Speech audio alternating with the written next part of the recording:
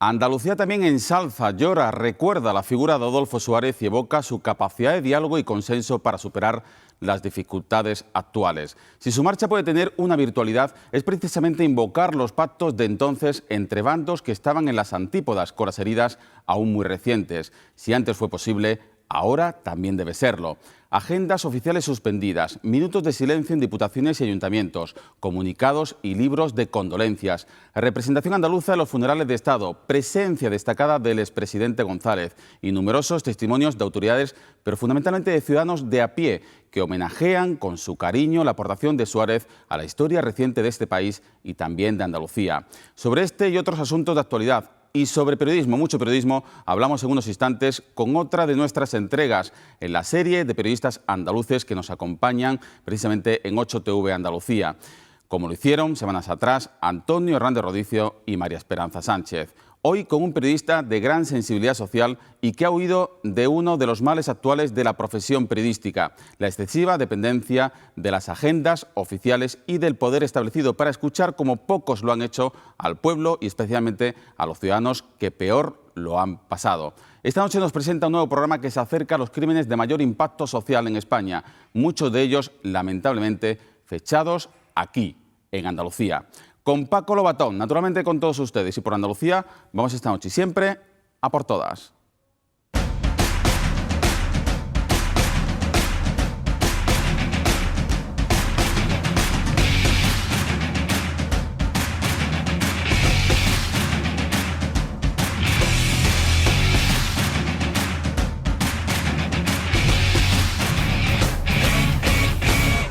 Andalucía, buenas noches. El pueblo andaluz también ha reconocido hoy la figura de Adolfo Suárez. Ese ha sido el mejor presidente que había en España, en todos los tiempos, con más educación que ninguno. A mí un buen presidente, de todo, bueno, tío que sabe mucho y que no se ha llevado un duro. Bueno, me pareció que era un tío bastante querido por todo el mundo. Creo que de los presidentes del gobierno que más apreciado ha sido por toda la gente y de distintas ideas. Buena persona, muy valiente. Porque gracias a él tenemos la democracia. Muy buen recuerdo. Lo que hizo ese hombre de donde venía, porque vamos, todos decíamos, bueno, este es el que va a arreglar aquí esto de donde viene, era difícil de entender, ¿no? Y entonces, bueno, claro, lo que hizo es para estar muy agradecidos. Pero sí que era realmente un hombre íntegro, honrado y que tenía las ideas muy claras y sabía lo que quería. Y la presidenta de todos los andaluces cree que el ejemplo del expresidente debe servir para superar las dificultades actuales, dejando al lado intereses partidistas y optando por el interés común, el interés general.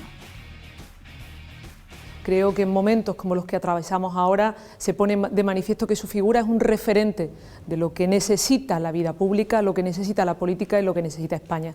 España necesita de políticos que tengan generosidad, de poner los intereses de este país por delante de los intereses propios y por delante de los intereses de su partido. Necesita valentía para interpretar el momento que estamos atravesando y necesita consensos para diseñar un proyecto de país para los próximos 20-25 años.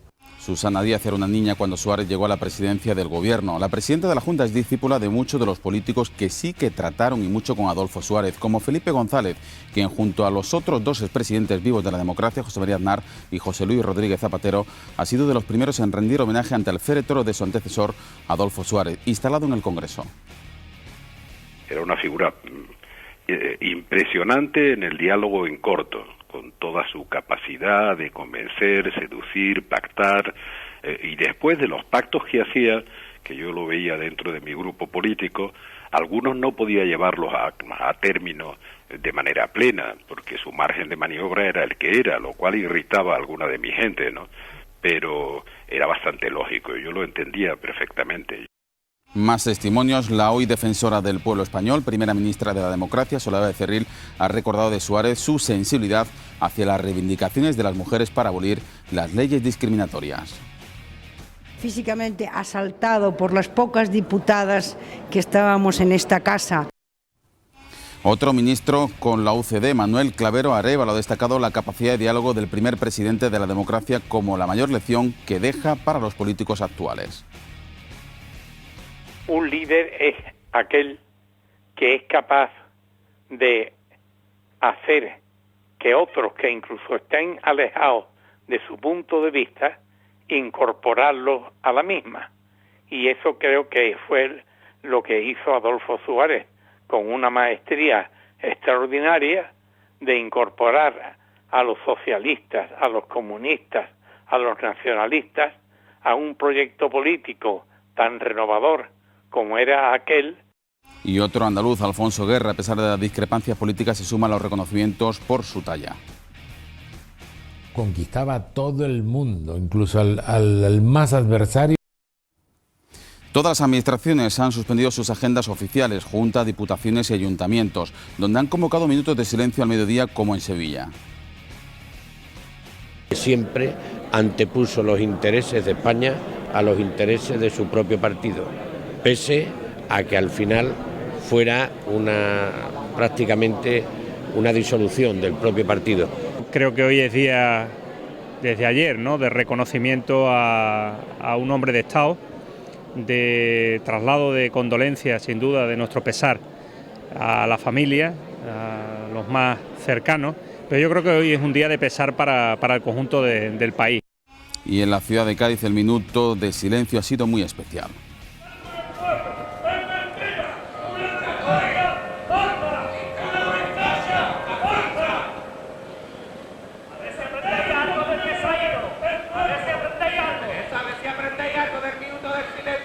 Han ocurrido más cosas en Andalucía. Por fin el rey de Marruecos firmó. Gran noticia para la pesca andaluza. El monarca alauí Rubrica lo hizo el viernes, aunque haya trascendido hoy el acuerdo pesquero con la Unión Europea. Los pescadores andaluces y barbateños podrán volver a faenar de inmediato, en breve, al caladero norteafricano en cuanto concluya la parada biológica el próximo 1 de abril. Por cierto, menuda coincidencia, justo el día en el que se cumplen 2 años del conflicto pesquero con Gibraltar.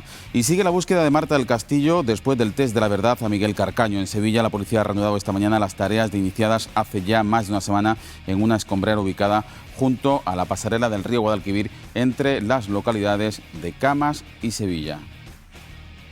Entenderán que aquí en estas escombreras que hace tiempo que están y pues que la han podido tirar ahí, la han podido enterrar ahí y de alguna forma pues están intentando a ver si esa versión ahora es la verdadera y ya digo, afortunadamente a ver si puede ser que estos compañeros den con las chicas y que duerman tranquilos ya. Que siempre que he pasado por aquí había escombros y no sé, hierba, bueno, lo que se ve campo.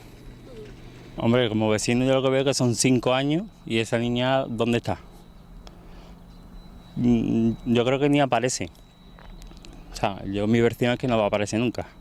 El sindicato UGT ha denunciado ante la Inspección de Trabajo el accidente ocurrido esta mañana en la empresa ENCE de Huelva, cuando un trabajador ha fallecido al caer en un tanque de lejía. UGT pretende saber si la muerte se ha debido a la falta de medidas de prevención. Y concluimos el sumario con el Festival de Cine Español de Málaga, que rinde esta noche homenaje a Maribel Verdú, quien ha recibido el premio Málaga, el principal galardón honorífico de este festival, en una jornada en la que se proyectan nuevos largometrajes a concurso. Sobre todos estos asuntos debatiremos en la tertulia en compañía de Raúl Limón, de José Luis Gómez, de Carlos Rosado y de Ana Pérez Luna. Los 4 se incorporarán a la entrevista que comenzamos en este momento en la serie de encuentros que tenemos de hace varias semanas con periodistas insignes de Andalucía. Empezamos con Antonio Hernández Rodicio, luego seguimos con María Esperanza Sánchez y hoy tenemos el honor de recibir al periodista Paco Lobatón. Buenas noches. ¿Qué tal? Buenas noches, y Fernando. Muchísimas gracias por acompañarnos en el plató de 8 Andalucía. Es un honor para mí.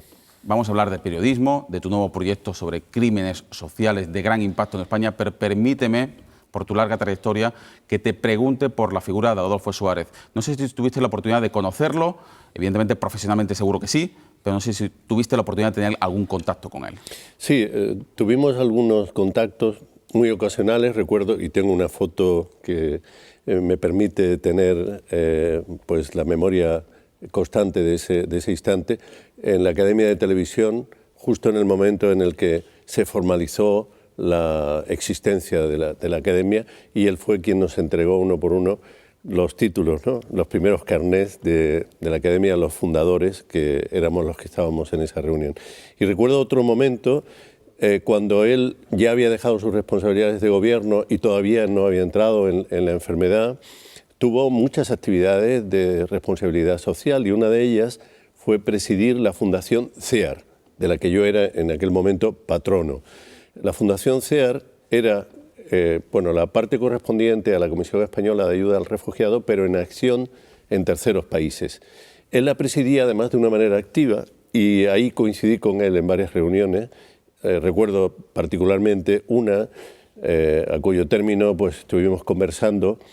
Por entonces su hija Sonsoles estaba en Mozambique desarrollando uno de los programas de la Fundación y pues lo comentamos y dijimos, pues tendríamos que ir a Mozambique juntos. Hombre, pues sería una gran ocasión. Bueno, quedó en un proyecto no realizado, de esas cosas que ocurren en la vida que dices, qué hermoso, qué ocasión tan maravillosa. Qué suerte he tenido de compartir este momento. Sí. Y más si hubiéramos hecho ese viaje, ¿no? Siempre, por eso, no sé quién lo escribió, pero siempre hay que hacer los viajes que sientes que debes hacer, siempre tener las conversaciones que en un momento dado te demanda la vida, ¿no? Por encima de eso, yo como periodista y observador creo que estamos asistiendo a un momento de unidad en el duelo, de unidad en el recuerdo. Espero que haya también unidad a la hora de sacar las conclusiones prácticas que son sin duda muy, muy interesantes, muy importantes. Que haya hecho el milagro de esta unidad fallecido Adolfo Suárez, pues yo creo que dice todo acerca de su Quiero quedarme, si me lo figura. permites, con el final de tu reflexión, porque evidentemente toda pérdida es dolorosa, pero no sé si puede tener, en este caso, como tú estás poniendo el acento, la virtualidad de enfocar los mejores ejemplos de consenso, de diálogo de Adolfo Suárez para que nos sirva para salir de estos momentos de dificultades actuales. Lo han dicho muchos responsables políticos. Ahora, en el día después... El problema es que se los olvide dentro de 48 horas. Claro, en el día después yo quisiera ver quiénes de todos los que han pronunciado esas frases y han expresado esos deseos toman las riendas del diálogo, porque el diálogo solo es posible si alguien toma la iniciativa o si la toman varios a la vez, mucho más fácil, claro. Pero sí, yo creo que es un buen momento para demandar a todos los que han coincidido en esa necesidad en que la pongan en práctica. Desde luego, más necesaria que nunca, tan necesaria por lo menos como entonces, aunque afortunadamente por razones muy distintas a las que tuvo que enfrentar el presidente Suárez. Evidentemente tenía toda una pleyade de virtudes, pero también es cierto que en Andalucía tuvo un resbalón con la autonomía plena andaluza que exigían los andaluces, con ese no es tu referéndum andaluz. ¿Cómo viviste tú ese episodio extraordinario de la historia reciente de Andalucía? Y si tuviste la oportunidad, porque creo que por aquel entonces tú estabas en Cataluña, ¿no? Bueno, yo estaba entre Cataluña y Andalucía, estaba en un momento de transición personal y profesional. Pero yo lo viví del lado andaluz, evidentemente, y lo viví con la rabia que sentimos los andaluces de que se nos intentara marginar de un derecho legítimo, ¿no? Creo que recordar esto lleva a recordar que fuimos muy críticos con Suárez porque tuvo muchos aciertos, pero también seguramente fruto de las presiones de un partido que era un conglomerado donde las presiones, por ejemplo, del lado más a la derecha, pues eran tremendos, le llevó a tomar este tipo de decisiones, que no fueron las mejores, ¿no?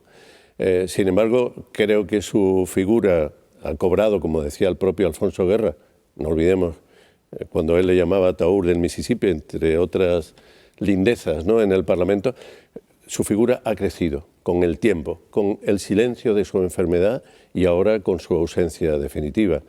Lo importante es que de ese fenómeno, de ese crecimiento de su figura, se sepan extraer las conclusiones útiles para la convivencia de ahora. Ese es el lugar de la lectura con la que todos esperamos quedarnos.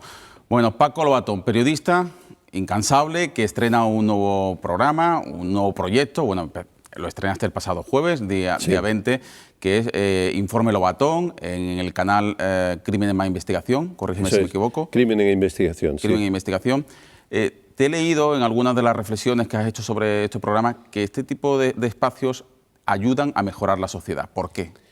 Porque los comportamientos criminales expresan maneras de ser extremas del ser humano, encierran claves de lo que somos o de lo que son algunos de nuestros congéneres, que es importante que analicemos, que no simplemente seamos espectadores pasivos o en algunos casos víctimas, sino que sepamos indagar, que nos propongamos indagar por qué hay seres humanos que matan a otros, cuáles son los móviles de esa actuación, porque evidentemente si somos capaces de ir al fondo en la medida de lo posible en esa indagación, tendremos claves para prevenir esas actuaciones.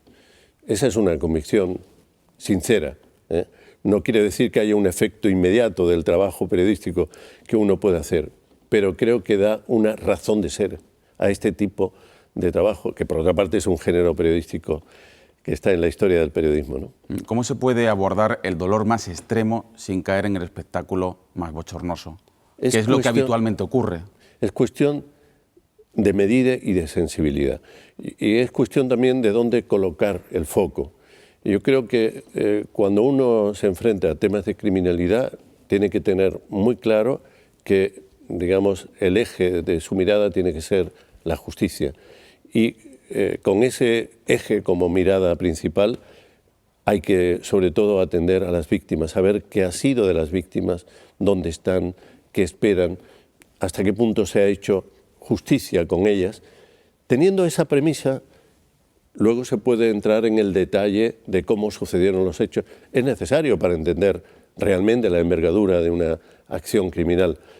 Pero ahí viene la otra consideración. Lo primero tiene que ver con la sensibilidad. Lo segundo, con la medida. Hay una medida para las cosas. Y cuando se sobrepasa esa medida, se entran en comportamientos excesivos.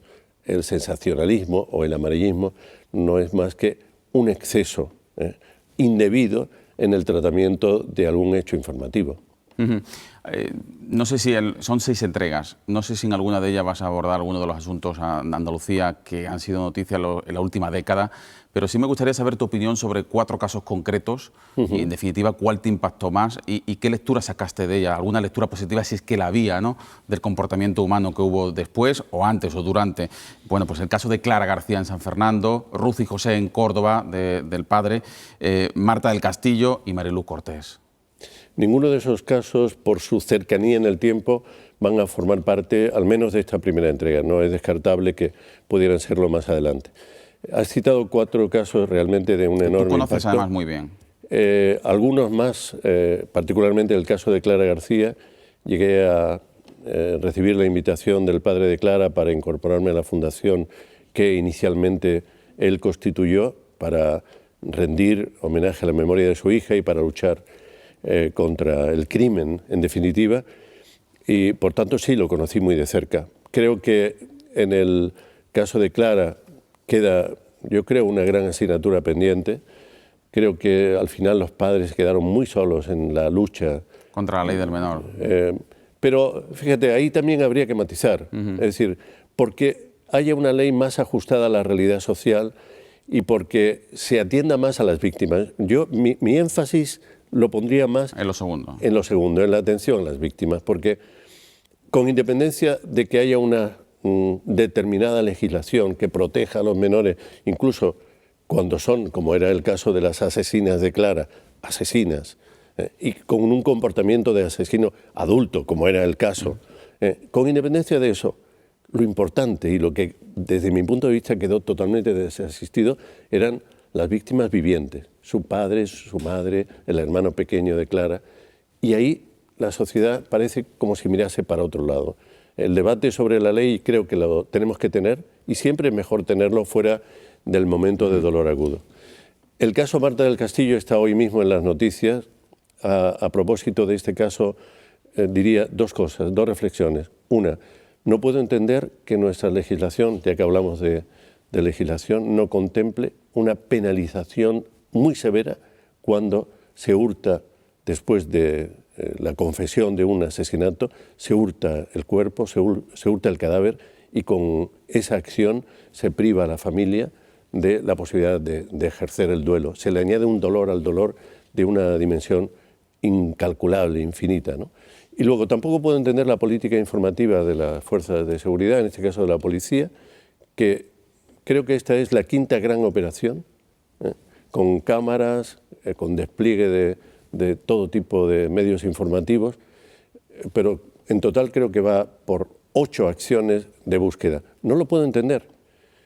Si fuera la primera o la segunda todavía sería comprensible, pero creo que sería mucho más serio que se trabajara hasta el final y que con resultados se convocara pues la presencia de los medios, que es convocar a la ciudadanía, ¿no? Mientras tanto, eso me parece un ejercicio injustificable.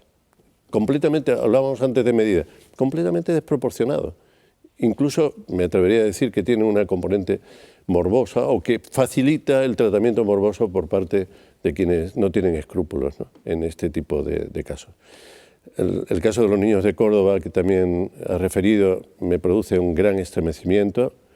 He tenido ocasión de conocer a Ruth y de saber de primera mano de la dimensión de su dolor.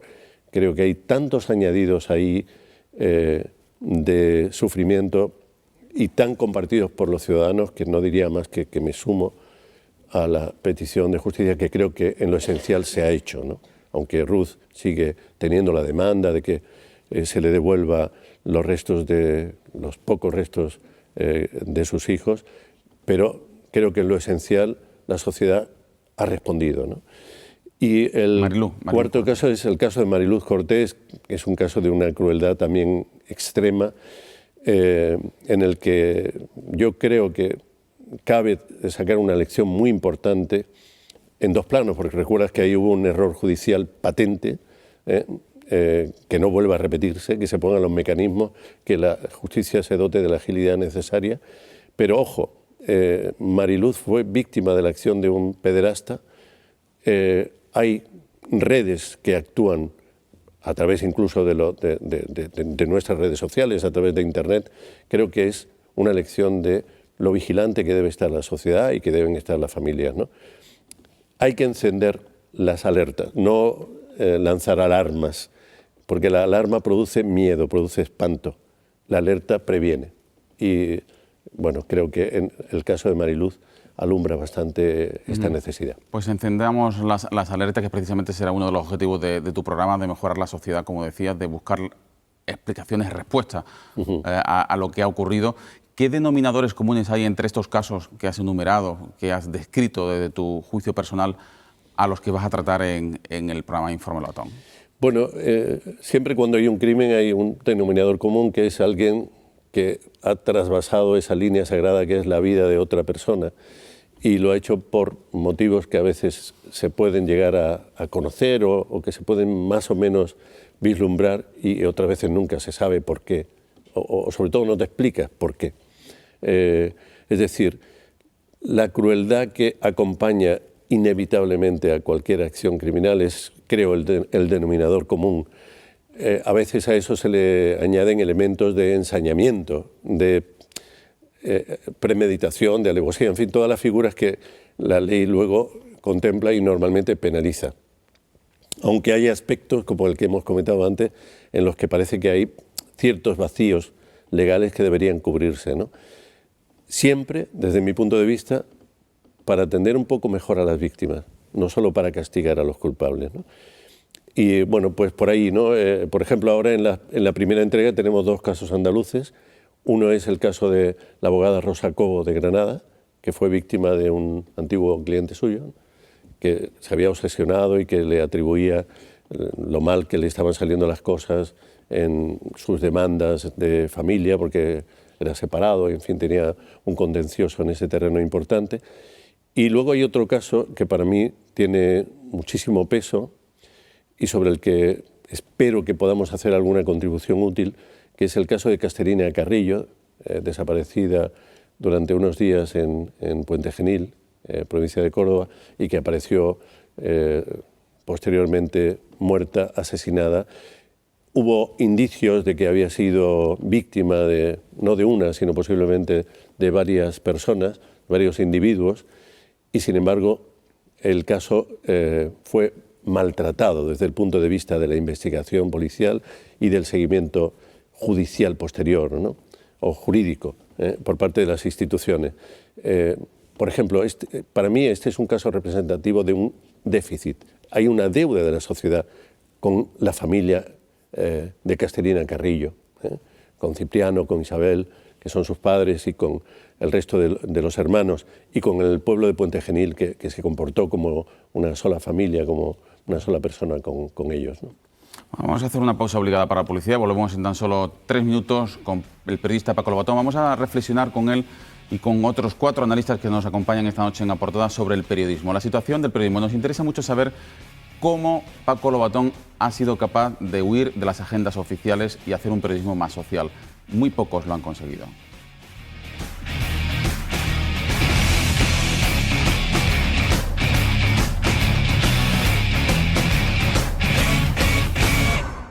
Seguimos yendo esta noche a por todas en compañía de Paco Lobatón, a quien dejamos emplazados para responder a la pregunta sobre el periodismo social, el periodismo político, el periodismo económico. ¿Cómo ha sido capaz, permíteme que te tutee, alejarte de las agendas oficiales, con lo difícil que es y más en estos tiempos de crisis?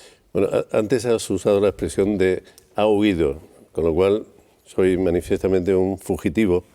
Te da la respuesta, ¿no? No, en parte lo soy un poco fugitivo de cierto tipo de periodismo, pero no creo que sea un mérito, porque en contraposición he tenido, creo que bastante suerte. Se ha producido una especie de encuentro natural. Yo tenía predisposición, porque me interesaban los temas sociales, porque siempre me gustó el periodismo como algo que podía ayudar a la gente, ¿no? Siempre lo entendí así, siempre lo percibí así. Y resulta que en mi camino fueron apareciendo propuestas en esa dirección, ¿no? La más significativa y conocida por la gente, quién sabe dónde, pero no la única. Lo que pasa es que sí, la más conocida, ¿no? Y claro, al estar dedicado a eso y poderlo hacer en profundidad y con medios y durante bastante tiempo, pues me alejé de una manera natural del otro periodismo que había ejercido, por ejemplo, en Televisión Española. Estaba en el ámbito de la información política pura y dura. ¿Pero te alejaste naturalmente o simplemente cuando empezaste a ver el periodismo de trincheras que empezaba a emerger? No. Lo del periodismo de trincheras vino un poco después. Yo era corresponsal de información política en Televisión Española en los años 80, a mediados del año 87 hasta el 80, un poquito antes, desde el 86 al 88, y entonces todavía no habíamos llegado a la situación que tiene hoy el periodismo, ¿no? Y ocurrió que de una manera natural yo me hice cargo de algunos encargos, como poner en marcha la televisión andaluza en el 89, y luego cuando volví, pues ya no hacía telediario y por tanto no era corresponsal de información política ni presentador de telediario, y estaba fuera de los temas de Moncloa, de Zarzuela, de partidos políticos. Fui también responsable de información parlamentaria y todo eso quedó en un plano que rápidamente fue remoto, porque empecé a hacer quién sabe dónde, donde los protagonistas eran gente normal y corriente, ¿no?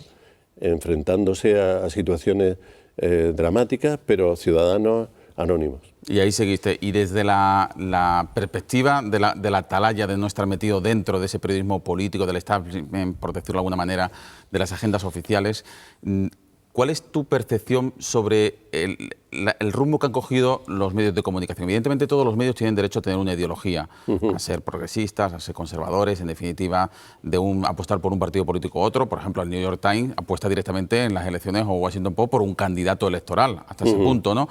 Pero ¿se ha ido un pasito más allá, crees?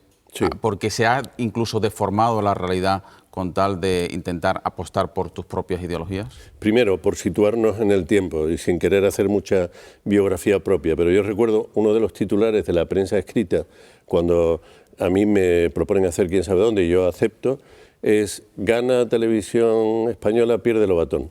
Estaban haciendo la crónica como de la defunción de un periodista de información política en ese momento, ¿no? Y lo hacía un colega de un medio escrito. Sin embargo, pasado no mucho tiempo, mi lectura de esa experiencia era justo la contraria. Es decir, yo, y además lo he llegado a escribir y lo he dicho en más de un foro, mientras estaba informando desde Moncloa o desde Zarzuela o desde el Parlamento o presentaba los telediarios, estaba, digamos, en la crème de la crème, estaba en una posición de, digamos, liderazgo dentro de la profesión. Sin embargo, la España real es la que conozco cuando empiezo a relacionarme con historias humanas de gente anónima, ¿no?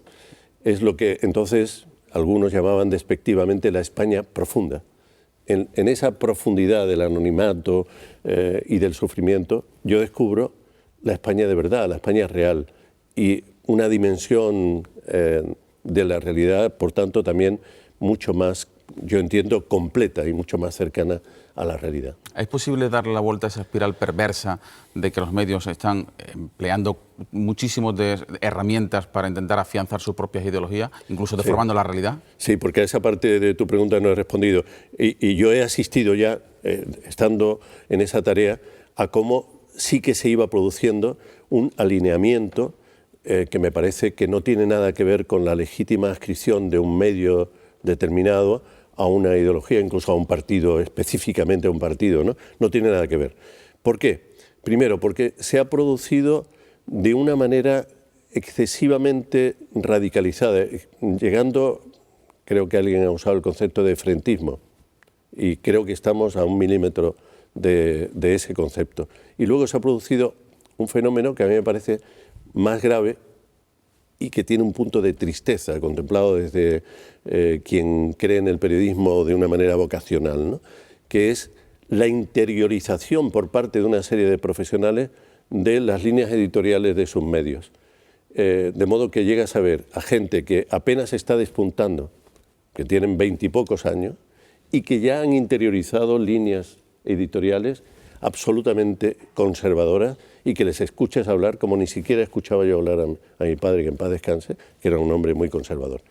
Entonces, eso me parece que es antinatural, porque se está olvidando algo tan fundamental como que el periodismo tiene una función de estar en el centro mismo de la sociedad, de vigilar los poderes y de servir a los ciudadanos, de estar en una posición de equidistancia, por más que luego los grupos editoriales adopten líneas de favorecer a tal o cual ideología, pero el periodismo como tal y los periodistas como profesión tenemos el deber, tenemos la función social de servir a la sociedad y de servirla vigilando a los poderes. De que nos vea la sociedad como solución, no y por como tanto, problema, claro. Esa función que en su ADN o es independiente o ya no es función, no se puede olvidar.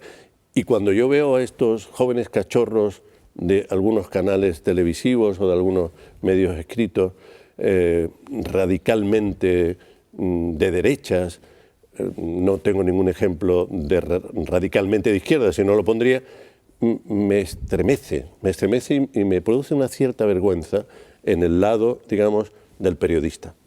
Bueno, Paco Lobatón, se incorporan a esta mesa de análisis, a esta entrevista, 2 abogados, una sindicalista y un periodista. Vamos a precisamente empezar con el colega de profesión, Raúl Limón, del País. Buenas noches. Buenas noches. Bienvenido, José Luis Gómez. Buenas noches. ¿Qué tal, Ana Pérez Luna, del sindicato UGT, y el otro abogado, Carlos Rosado, que os conocéis hace muchísimo tiempo? Bueno, en fin, Paco Lobatón. Sí, ¿qué tal? Yo quería... ¿Puedo abrir el fuego? Sí, claro, por supuesto. Es que, no, hoy he visto... aprovechando cuando me dijeron que venía como invitado Paco Lobatón, que me llevé una grata alegría. Todas las alegrías son gratas, me llevé una gran alegría. Digamos que revisé cosas y una de las con las que me topé al revisar cosas de Paco Lobatón fue el arranque como jefe de servicio informativo de Canal Sur.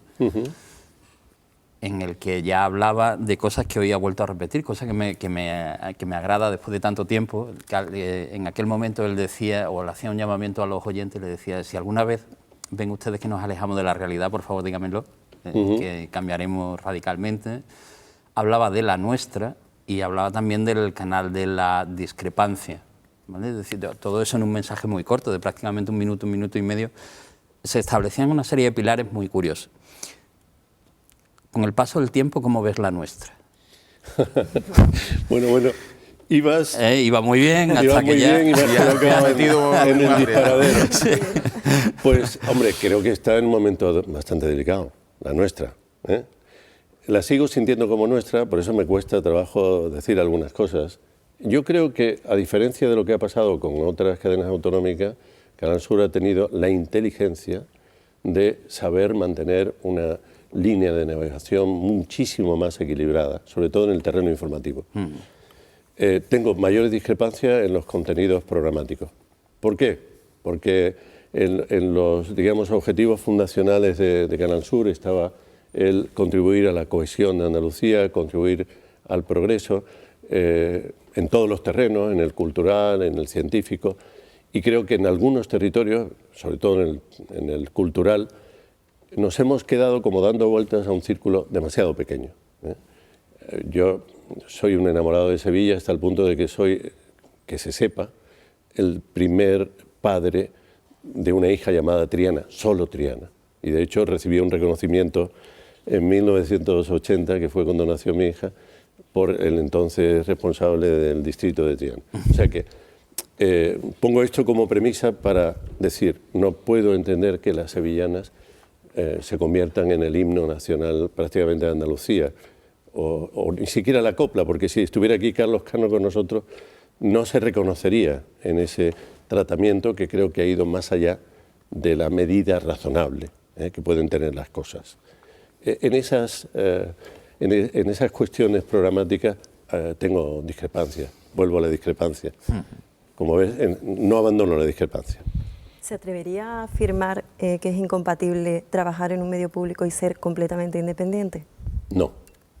Yo creo que la independencia, desde el punto de vista del periodista, si es eso lo que me preguntas, sí, a título individual, creo que es una cuestión de actitud ante la profesión y ante la vida.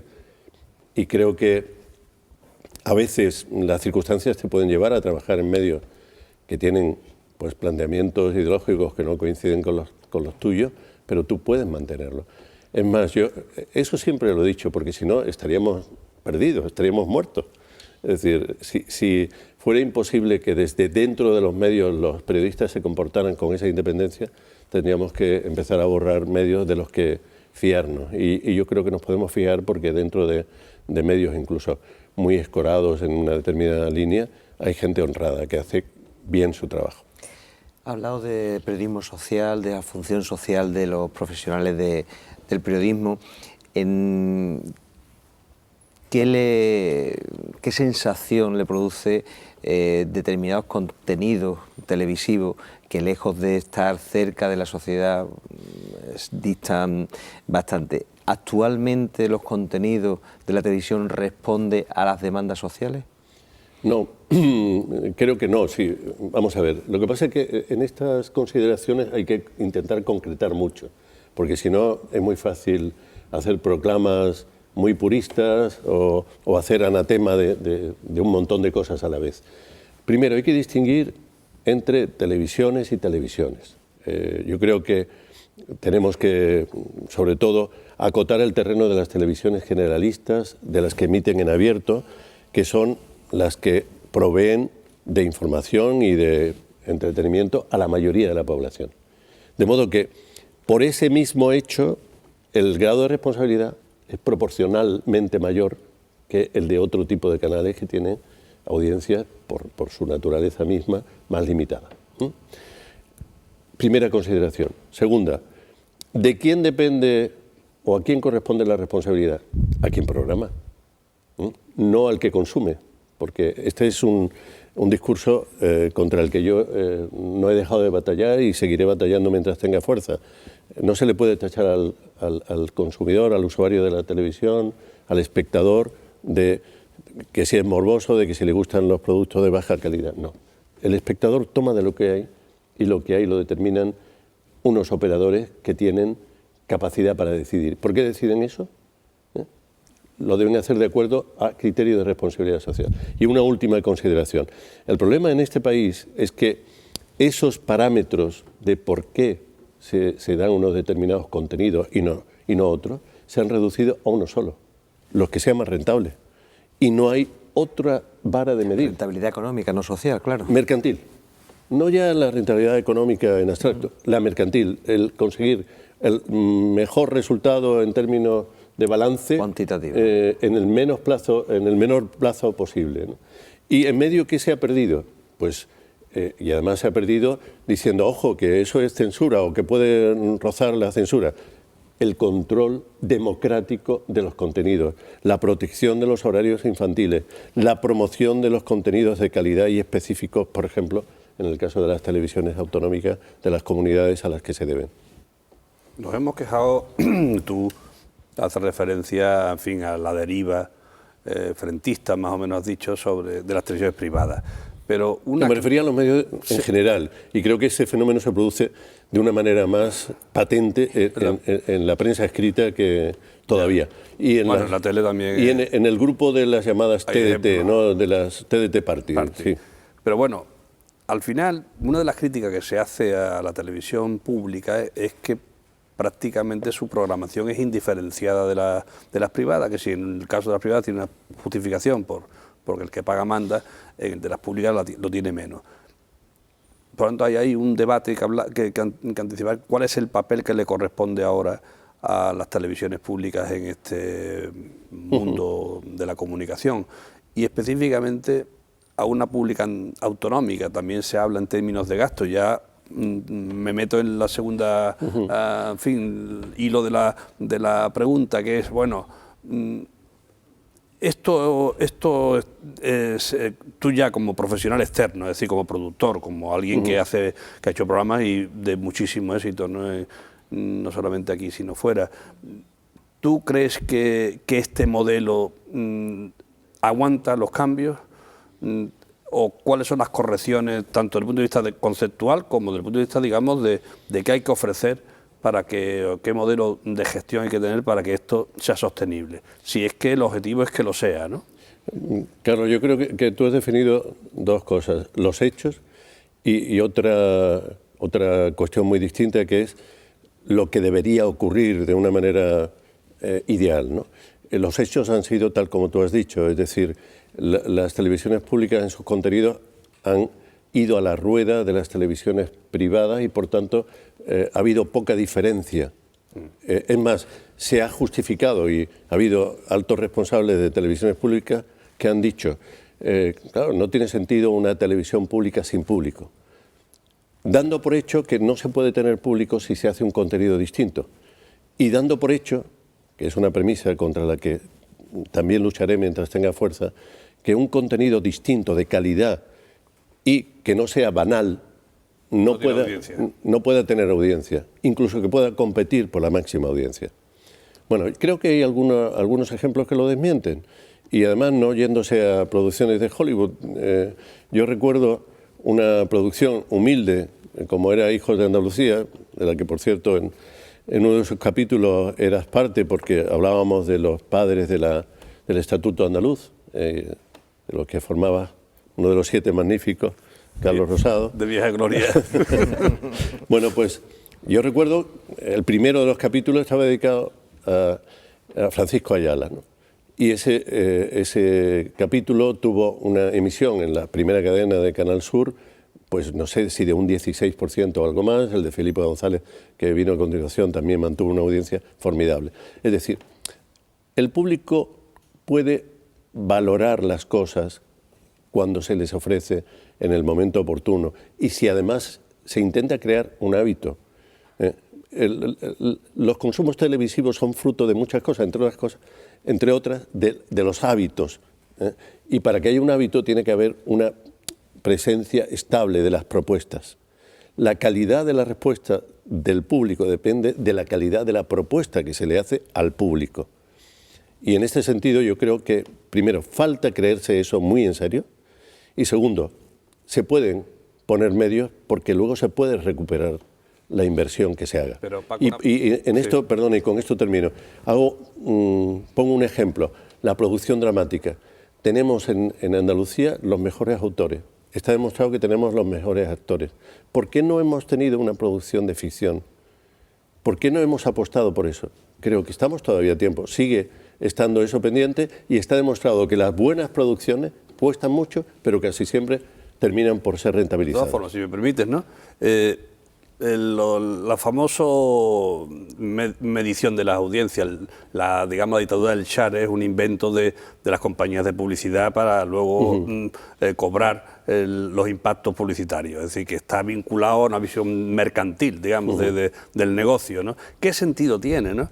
Estar cuando la finalidad no es comercial, no es aunque no tenga audiencia, que yo creo que tampoco es despreciable en ese caso? ¿Qué sentido tiene, te digo, el mantener bajo la dictadura del Share a televisiones que no dieran por qué competir por la publicidad o por competir por la audiencia? Pero creo que son dos cosas distintas.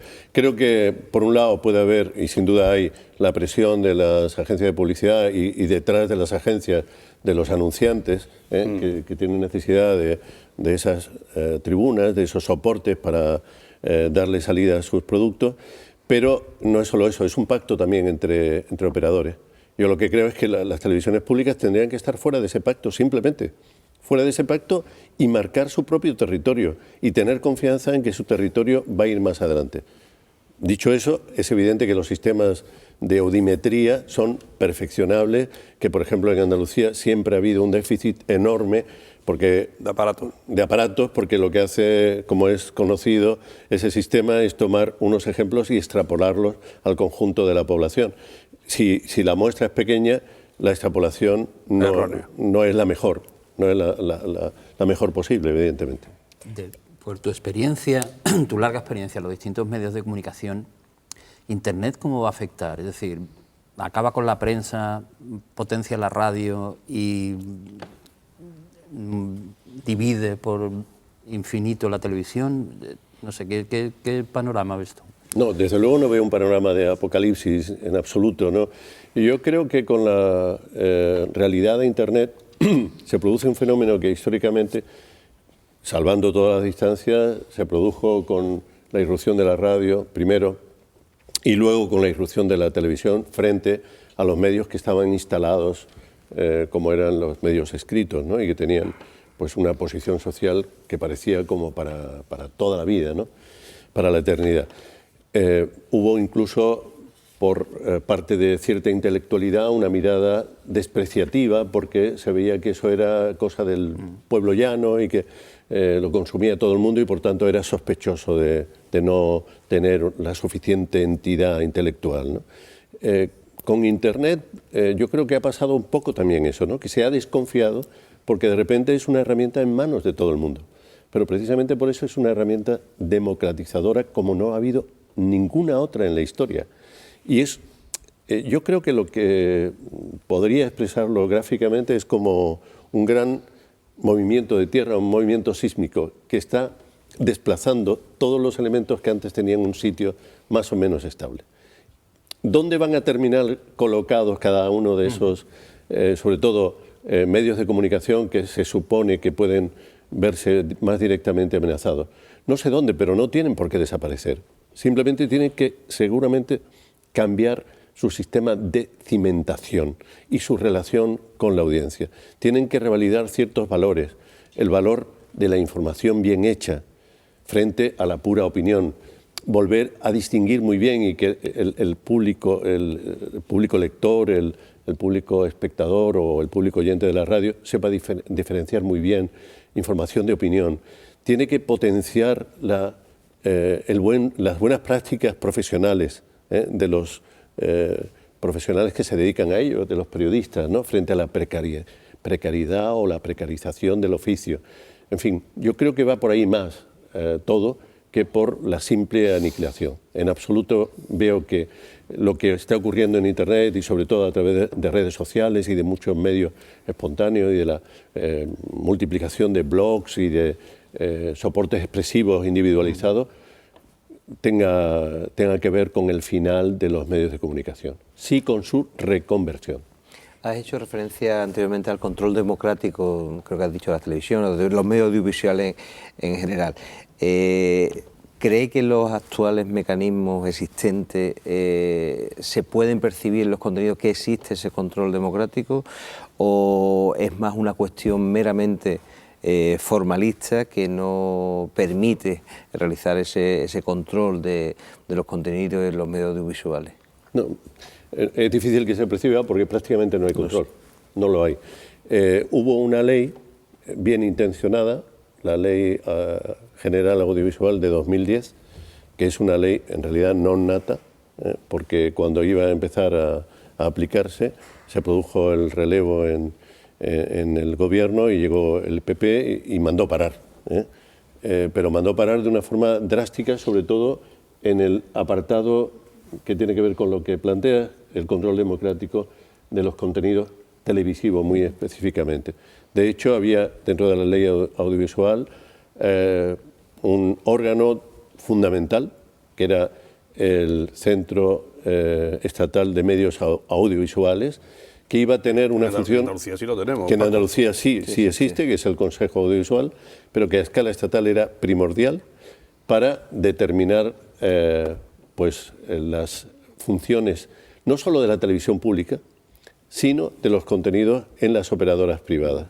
Esto fue radicalmente, simplemente anulado, y en lugar de haber este órgano con una entidad propia y con unos miembros especializados, hay un miembro que forma parte del Comité de Competitividad adscrito al Ministerio del señor de Guindos. Paco Lobatón, muchísimas gracias por acompañarnos en el plató de A por Todas en 8 Andalucía. Muchísima suerte con Informa Lobatón en el canal Crimen más Investigación, que se puede ver todos los jueves, ¿no? Sí, en esta primera entrega se va a ver los jueves en prime time. Luego este canal tiene una enorme ventaja, y es que tiene distintas franjas en las que se producen reemisiones, de forma que se puede acomodar muy bien a las necesidades de cualquier espectador. Pues lo dicho, muchísimas gracias por acompañarnos y mucha suerte. Muchas gracias, Fernando. Y a todos. Volvemos en tan solo 3 minutos de publicidad con José Luis Gómez, con Ana Pérez Luna, con Carlos Rosado y con Raúl Limón, y analizamos los principales asuntos de actualidad, que hoy, sin lugar a dudas, viene marcada por el fallecimiento, por el funeral de Adolfo Suárez.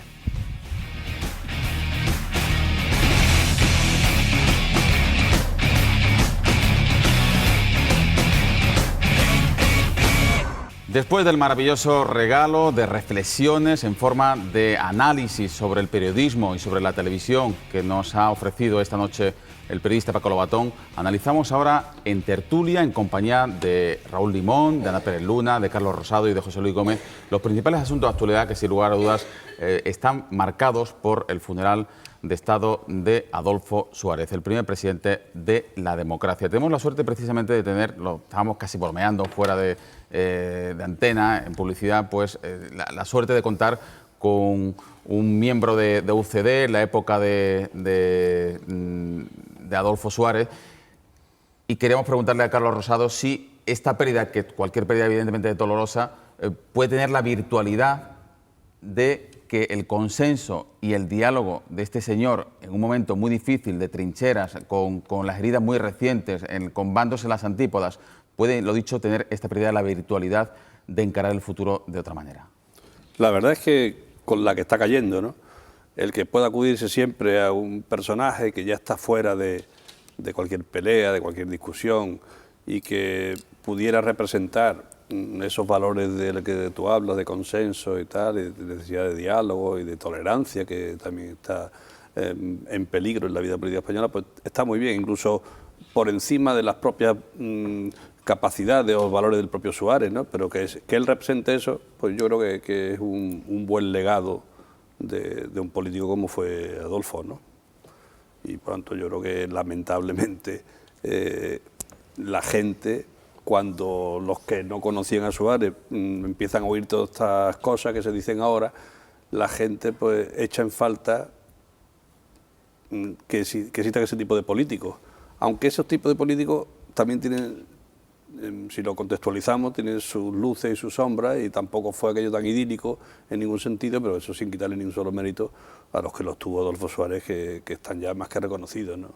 Y, en fin, es una buena referencia, ¿no? Ojalá sirviera para que hubiera ciertos cambios de posición en los políticos de ahora, ¿no? Donde la confrontación es, digamos, lo que prima, ¿no? ¿Crees, Raúl, que puede ser un faro en el que se ilumine un nuevo contexto de relaciones? De hecho, yo más que una reflexión propia, quería plantearlo como pregunta, porque no sé, y no sé si cómo lo veréis vosotros, si igual que ha apuntado Zarzalejos, también creo que está apuntando esta mañana en esa dirección, si este es el momento histórico que todo el mundo estamos esperando para completar ese momento de la transición y dar paso también en la jefatura del Estado a otro relevo. Yo creo que sí, es decir, creo que es un momento perfecto. Es decir, de acuerdo, ha muerto esta figura de la transición tan real. Esta mañana yo he visto las imágenes del rey y realmente me ha parecido que tenía ya una imagen, cuando menos, de cansancio y de agotamiento, y yo creo que podía ser un momento histórico perfecto, ya que el personaje histórico, nos guste o no, para plantear ya el relevo y hacer el impulso de esta segunda transición, si fuera posible. Tanejo lo ha apuntado nítidamente, pero por ejemplo Felipe González en una entrevista con Pepa Bueno en la SER dejaba entrever también que era necesario el momento de los cambios, del liderazgo, del nuevo liderazgo. Y Pepa Bueno le insistía en ese sentido, bueno, pero liderazgo, algún tipo de símbolo, tal igual, dejaba... No ha sido capaz de ir ese pasito más allá, pero todos hemos podido leer entre líneas que hace falta esos relevos, ¿no? Sí. Nuevos liderazgos en España. José Luis. Yo creo que es necesario ese nuevo liderazgo, no sé si a través del jefe de Estado, de la propia monarquía, pero lo que sí es contundente y es totalmente claro, y lo habéis dicho ambos, que en la clase política tiene que haber algún cambio. Es decir, en algún momento la situación que venimos atravesando ya de hace bastantes años tiene que producirse ese, si no un relevo, sí un cambio, que los políticos, que nuestros políticos vuelvan a ser o se conviertan en esos políticos de Estado que deberían configurarse y que debería primar los intereses de una comunidad autónoma o de un Estado por encima de los intereses partidistas. Lamentablemente, cualquiera de los casos que podamos analizar hoy, mañana o hayamos analizado ayer, cuando se trata de cualquier aspecto social, político o económico, siempre está en primer lugar el interés partidista. Es ahí donde planteo la pregunta, ¿por qué durante la transición, durante esos años, fue tan fácil convocar en nombre de lo común y ahora es tan difícil? ¿Carlos? Hombre, verá, si alguna cosa se puede decir de aquella época es que no se aplazaban los problemas, no se dejaban dormir, que se afrontaban con coraje y con acierto o no. Nosotros nos reíamos en aquella época porque cada cuarto de hora aparece hay un acontecimiento histórico, ¿no?, al que hay que enfrentarse, ¿no?, gravísimo, ¿no? Y ahora es justamente lo contrario, ¿no? Por cierto, que entre esos errores y esas decisiones rápidas están las que permitieron la resolución del problema del 28F, ¿no? Si esto hubiera sido ahora, se habría dejado dormir ese tema y estaríamos todavía dando vuelta a ver qué hacemos nosotros, ¿no? Y efectivamente yo creo que ahí sí que había liderazgo por una parte y luego una voluntad colectiva en un momento en que no era en absoluto pacífico. Las confrontaciones políticas eran brutales, ¿no? Brutales dentro de unos márgenes en donde no se atacaba, por supuesto, con malas artes, al contrario, donde se mantenían posiciones de carácter ideológico y había siempre la voluntad de intentar llegar al acuerdo, cosa que en este momento está descartado. No hay un acuerdo de altura en la política española desde hace un montón de años, ¿no? Donde digamos, sí, efectivamente, las fuerzas políticas cada uno ha aparcado sus posiciones y han llegado a un punto en común en tema. Este tema que planteáis de la reforma, Felipe lo dice suavemente, pero es evidente que la Constitución en sí misma, ya ni siquiera lo de la corona me parece tan importante, que lo es sin duda, ¿no? Pero no deja de ser un símbolo personal. Pero la Constitución española está ya que no da más de sí, ¿no? Y están las costuras saltándose por todos lados, básicamente en el tema del nuevo modelo territorial del Estado. Y oye, van pasando los meses, no se habla, se critica la mayor, ¿no? Recuerdo, perdona que insista, recuerdo una vez que cuando planteó Chávez reforma del estatuto, hubo gente enfrente que no se toque nada. Bueno, pues hay que tocar cosas, ¿no? Es necesario tocar. Perdóname, yo creo que estamos en un momento distinto, que lógicamente el tiempo ha pasado para bien y para mal. Yo entiendo que ese momento fue un momento en el que se venía de un sufrimiento grande, en el que yo creo que se consiguió ilusionar. Yo creo que la palabra era ilusionarse con un proyecto común. Yo creo que realmente el liderazgo de Suárez es incuestionable, pero no ahora por el fallecimiento, sino yo llevo escuchando, yo no fui protagonista directa por una cuestión generacional, pero sí es verdad que siempre he escuchado pues casi ya todo el mundo ensalzarlo pues como una persona que realmente fue capaz de conciliar posturas pues muy divergentes, ¿no? Entonces yo creo que en ese sentido sí hay que reconocérselo, pero también es cierto que se ha puesto este fin de semana muy en cuestión el vacío de liderazgo que hay, porque bueno, no podemos olvidar que el movimiento del 22M estaba en la calle, la ciudadanía nuevamente estaba planteando una situación de sufrimiento con unas tasas de paro muy altas, y yo creo que esto está poniendo en evidencia realmente que hacen falta políticos de esa altura. Tú decías, Carlos, ¿qué harían los políticos? Yo no me puedo imaginar a ningún político actual, es que no le pongo cara a ningún político actual realmente desempeñando el papel que desempeñó Suárez. Y por otro lado, yo creo que eso debería llevarnos también a algún tipo de reflexión. ¿Qué pasa que no surgen nuevos liderazgos, ¿no? ¿Qué está pasando en los aparatos de los partidos? Que yo estoy convencida que está ahí el problema. ¿Y qué está pasando con el gobierno? Porque lo que no podemos tampoco obviar es que el gobierno realmente no está ejerciendo de gobierno. O sea, el gobierno no ha venido a solventarle los problemas a la ciudadanía. Todo lo contrario, lo que vemos es que está realmente condicionando, yo no sé si es que realmente no conoce al pueblo al que gobierna, que sería una opción, o si realmente hay una clara voluntad de condicionar la autonomía y la libertad de las personas. Lo que sí está claro es que no está por resolver, lo que está es por, al contrario, generar más problemas, ¿no? Hemos tenido muchos ejemplos, ¿no? Como por ejemplo pues la ley del aborto, ¿no? Un problema que no existía y que pone encima de la mesa el propio gobierno, ¿no?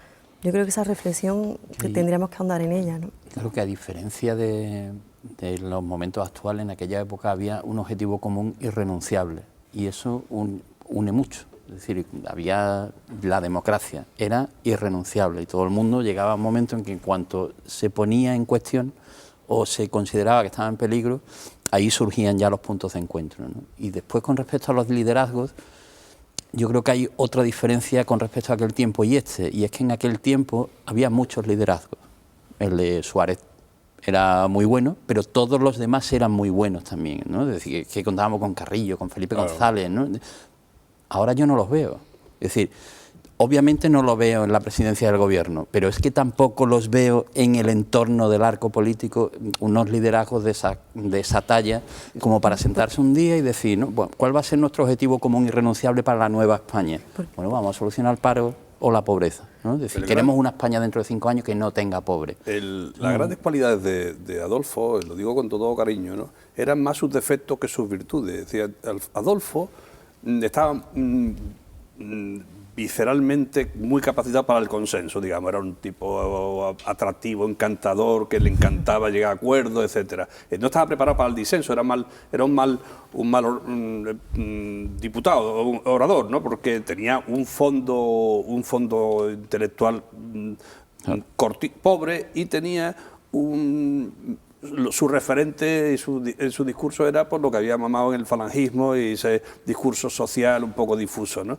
Pero gracias a esa falta de firmeza, digamos, de convicciones en temas ideológicos, era posible llegar al acuerdo a costa de lo que fuera, es decir, de que el objetivo era conseguir el acuerdo.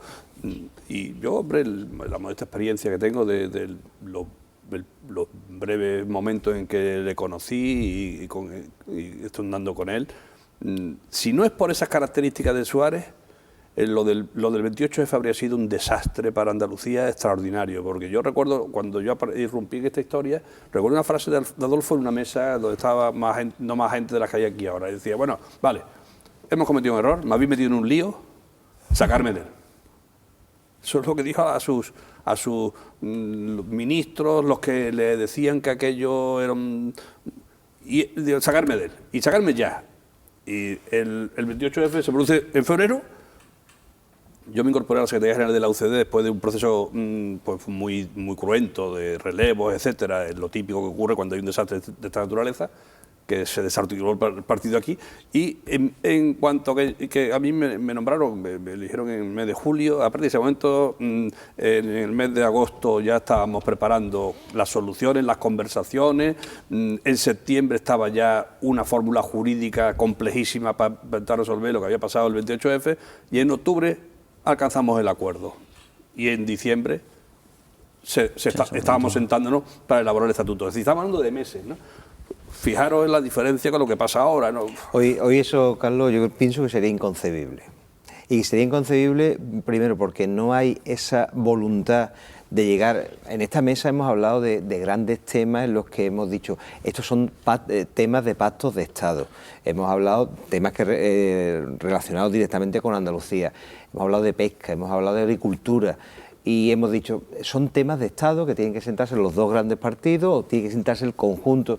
Y sin embargo, se van pegando patadas para adelante, y yo creo que en estos momentos sería inconcebible un acuerdo como el que se llegó. Sí, es verdad, coincido con Fernando cuando en la presentación decía un refalón que tuvo Suárez con Andalucía, es cierto, el tema de la autonomía andaluza, pero refalón que se subsanó con una gran mira y con una perspectiva muy amplia. Yo entiendo, Raúl decía, es que eran grandes líderes y grandes personas que estaban detrás de esos líderes. No hay que olvidar a un Alfonso Guerra, no hay que olvidar a un Abril Martorell. Si nos retrotraemos al asturiano Torcuato Fernández Miranda, que también jugó un papel importante, es decir, personas que no solo eran los líderes quienes, bueno, pues, en los grandes acuerdos estaban ellos, sino todo lo que había detrás eran personas con esa mentalidad. Y fijaros los nombres a los que he hecho referencia, de total y contradictorio signo político. Y con los cañones de los militares apuntando. Sin embargo, el interés común, al que hacía referencia Fernando, era el que prevalecía en cualquier o en el final de cualquiera de estos acuerdos. ¿Que es una cuestión de voluntad o una cuestión de valentía? Porque planteabas, Carlos, que ciertamente era una persona de consenso, pero a mí me parece que también era una persona valiente, es decir, era un político que asumía pues, la legalización del Partido Comunista, por ejemplo, ¿no? Él lo asumía, ahora no, ahora hay un entramado dentro de los propios partidos y en esos pactos que no permiten, o sea, hay un clientelismo que no permite ser libre al propio político, ¿no?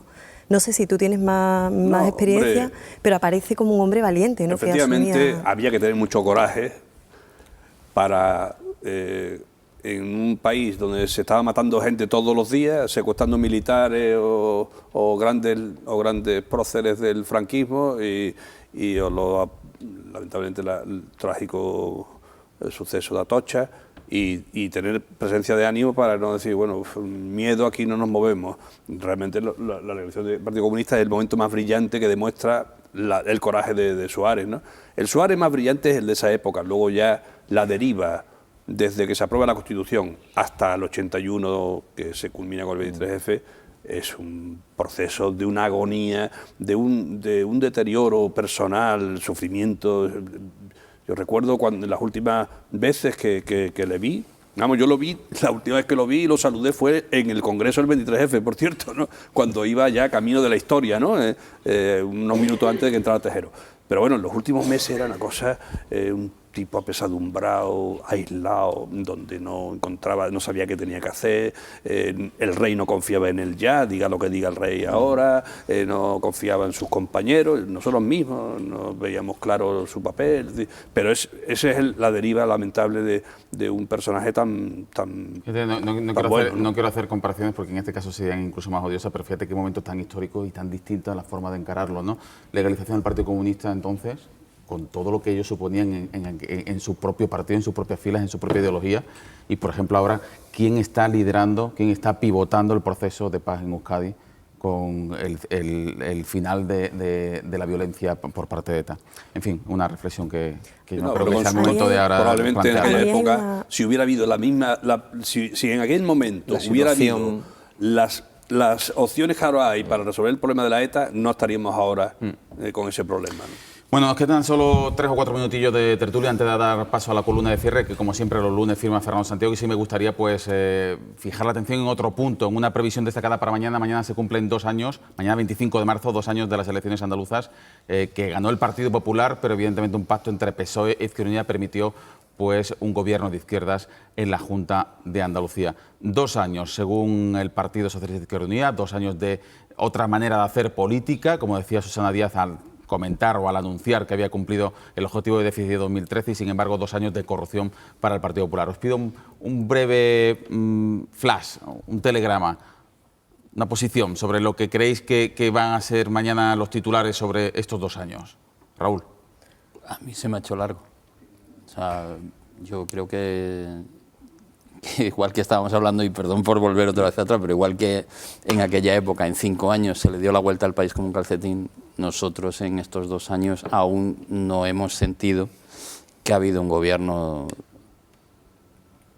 novedoso. Hombre, yo creo que no son 2 años, sino que es 1 año, porque el primer periodo de Griñán pues no deja de ser preparatorio de la nueva situación. Yo creo que 1 año es poco. Yo creo que en fin, no hay motivos para pensar que estamos en más de lo mismo, sino que realmente los cambios se están produciendo, ¿no? Tú hacías referencia a los temas económicos, pero hay otros muchos que lo ponen de manifiesto. Yo veo no veo el continuismo, y no tampoco, bueno, aparte de los latiguillos típicos de si la corrupción y tal y cual, que eso no deja de... Todo el mundo sabe la realidad, más o menos, ¿no? Yo no veo que haya un continuismo en este momento y que podamos decir que han pasado 2 años. Ha pasado 1 año escaso, se ha cumplido ya el año, ¿no?, de Susana Díaz. Yo creo que está empezando una nueva etapa y que cada día que pasa se nota la diferencia respecto de las anteriores, ¿no? En todo. Un año no, creo que lleva 7 meses, ¿no? Bueno, de septiembre, ¿no? De septiembre, septiembre, octubre, diciembre. Pues más a mi favor, 7 ¿no? meses. Sí, Yo coincido con ese análisis. Realmente lo que ha marcado la diferencia en el liderazgo ha sido la entrada de Susana. Ha sido, yo creo que es un momento de una desafección tal que es muy complicado realmente marcar una diferencia como para ilusionar, como esos momentos en los que hablamos, pero sí que es cierto que se va notando la diferencia, además, tal y como el Partido Popular lo está poniendo a nivel nacional, pues yo creo que lo pone fácil. Yo creo que son 2 años, coincido con Carlos, que realmente no son 2 años de gobierno, pero voy a lo que decía antes de los intereses partidistas. Al final son 2 años que lo que han presidido son las situaciones internas de cada uno de los partidos que conforman el arco parlamentario, cada uno con sus circunstancias. PSOE en un relevo, Griñán, Susana Díaz, Izquierda Unida, la llegada de Antonio Maillo y la vicepresidencia del gobierno, y el Partido Popular, que bueno, digamos que el proceso terminó recientemente con el nombramiento de Moreno Bonilla como su presidente. Es lo que ha primado en estos 2 años. Esperemos que a partir de ahora lo que primen sean los intereses de los andaluces. No solo los 2 partidos que son gobiernos, sino también quien ganó las elecciones y quien es oposición, que también tiene que hacer una oposición constructiva y no tan destructiva como la que está haciendo hasta ahora. ¿Estos 2 años permiten anticipar un adelanto electoral o todavía es muy pronto? 2 años de las elecciones del 25 de marzo, pero tan solo 7 meses de gobierno de Susana Díaz, en un contexto muy duro económico. Yo siempre he mantenido que, no sé el tiempo si me dará o me quitará la razón, pero siempre he mantenido que es previsible que haya un adelanto electoral. Es decir, son muchas las circunstancias que me hacen prever ese adelanto. Una nueva negociación de los presupuestos de cara a 2015 que empezará a fraguarse en verano.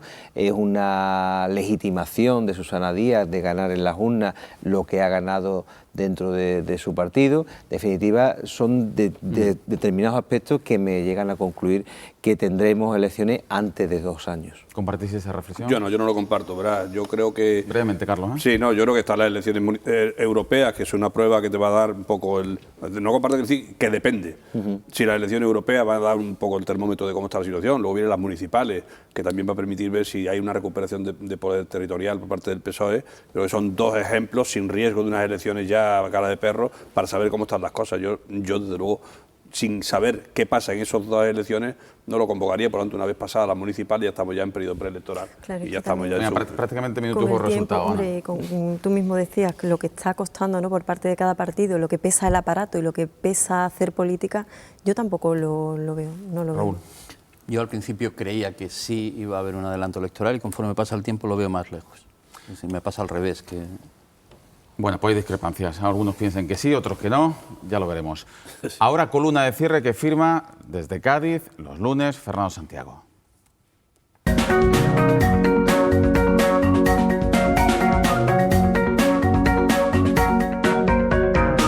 Seguramente todos los elogios que se están vertiendo estos días sobre Adolfo Suárez son muy merecidos.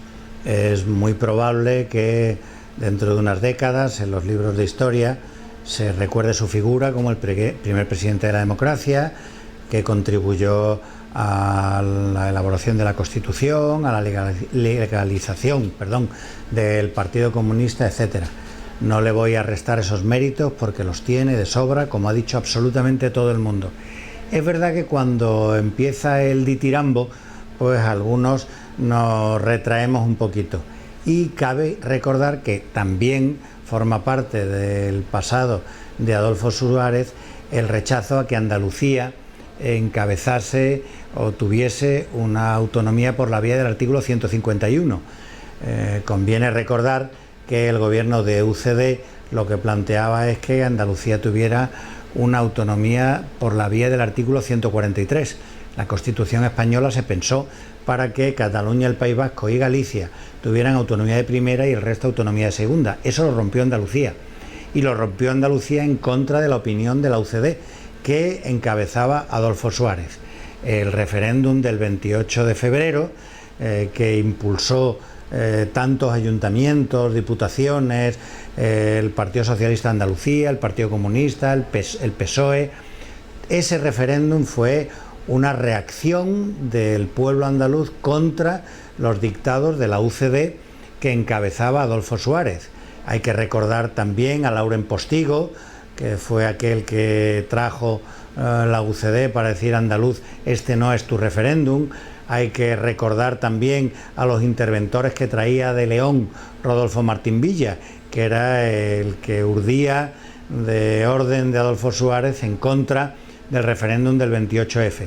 Hoy que todos celebramos el 28F con alegría y que todos los partidos sin excepción se vinculan a los logros del pueblo andaluz de aquel día, conviene recordar que Adolfo Suárez y la UCD estaban en contra de la autonomía del 151 y que el pueblo andaluz se alzó en contra de aquellos criterios. Que no se olvide eso nunca porque es bueno que lo sepa todo el mundo. Columna de cierre desde Cádiz de Fernando Santiago como todos los lunes. José Luis Gómez, Raúl Limón, Ana Pérez Luna, Carlos Rosado, los cuatro, como siempre, ha sido un placer. Buenas noches. Gracias. Mañana volveremos con la candidata del PSOE a las elecciones europeas número 3, la primera andaluza, Soledad Cabezón. Y nos acompañarán en la tertulia Juan Méndez, Paco Morón, Rosa Yacer e Isabel Morillo. Perdón, José Luis Losa e Isabel Morillo. La columna de cierre nos llegará de Jerez con la firma de Ana Huguet. Y como siempre iremos a por todas.